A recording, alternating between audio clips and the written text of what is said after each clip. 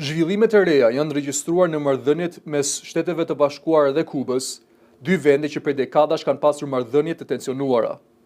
Një avion i qeverisë amerikane u pa duke u larguar nga aeroporti ndërkombëtar i Havanës, ndërsa autoritetet kubane konfirmuan se një delegacion amerikan i kryesuar nga drejtori i CIA-s, John Ratcliffe, zhvilloi takimin me zyrtar të Ministrisë së Brendshme kubane.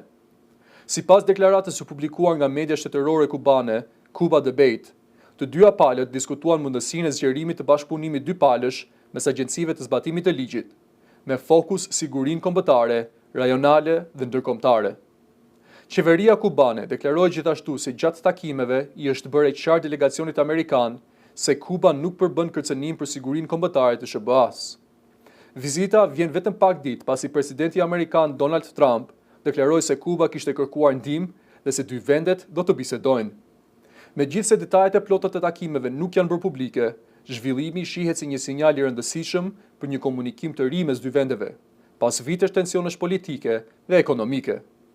Marrëdhëniet mes Washingtonit dhe Havanës kanë kaluar nëpër periudha të vështira që prej revolucionit kuban dhe vendosjes së embargos amerikane ndaj ishullit komunist. Megjithatë, kontaktet e fundit mund të sinjalizojnë një përpjekje për dialog në një moment të vështirë ekonomik dhe politik për Kubën.